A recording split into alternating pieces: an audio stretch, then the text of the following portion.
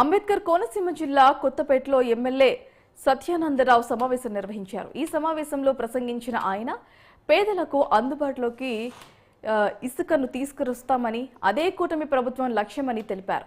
బడ్జెట్లో విద్యకు, వైద్యానికి పెద్దపీట వేశామని, ఏపీ ల్యాండ్ గ్రాబింగ్ చట్టం 2024 తీసుకురావడం ద్వారా భూముల రక్షణకు పటిష్టత ఏర్పడుతుందని ఆయన అన్నారు. కేరళ తరహాలో కోనసీమలో టూరిజం అభివృద్ధి చేస్తామని బండారు సత్యానందరావు తెలిపారు. అందమైన ఆంధ్రప్రదేశే లక్ష్యంగా టూరిజం పాలసీని కూటమి ప్రభుత్వం తీసుకువచ్చిందని అన్నారు.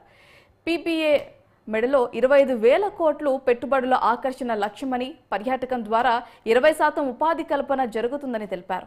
పర్యాటక రంగానికి ఇండస్ట్రీ హోదా కల్పించారని, ప్రపంచ ప్రమాణాలకు అనుగుణంగా టూరిజం రంగం అభివృద్ధి చెందుతుందని, కోనసీమను ఎకో టెంపుల్ టూరిజంగా అభివృద్ధి చేయాలని కోరడం జరిగిందని కూడా అన్నారు ఎమ్మెల్యే బండారు సత్యానందరావు.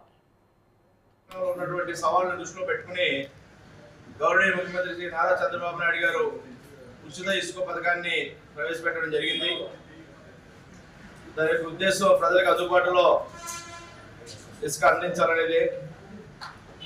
మరి మధ్యతరగతి ప్రజానీకానికి, దిగువ తరగతి ప్రజానీకానికి కూడా అందుబాటులో ఉండాలని, నిర్మాణ వ్యయాలు తగ్గించాలని, మరి మా చిన్న మధ్య తరహా నిర్మాణాన్ని ప్రోత్సహించాలని, పర్యావరణ అనుకూలంగా ఉండాలని, నదీ గర్భంలో రక్షణ ఉండాలని, ఇటువంటి అనేక ఉద్దేశాలతో ఉచిత ఇసుకని ఏర్పాటు చేయడం జరిగింది. చక్కని కేటాయింపులు చేస్తూ ఈ రాష్ట్రానికి గత 5 ఏళ్ల వైసీపీ ప్రభుత్వ పాలనలో పోయిన నష్టాలన్నీ కూడా గత 5 నెలల కాలంగా సమీక్షించుకుని నేడు ఈ రాష్ట్రంలో ఏ విధంగా ముందుకెళ్ళాలి, ప్రజలకు ఏ విధంగా న్యాయం చేయాలన్న ఆలోచనతో చక్కటి కేటాయింపులు చేస్తూ అంచనాలకు తగ్గట్టుగా కేటాయింపులు ఖర్చు పెట్టే విధంగా బడ్జెట్ రూపొందించి మన రాష్ట్రానికి అందించడం జరిగిందని గౌరవ ముఖ్యమంత్రి గారికి, ఆర్థిక మంత్రి వైఎస్ కేశవ్ గారికి నా యొక్క కృతజ్ఞతలు తెలియజేస్తా ఉన్నాను.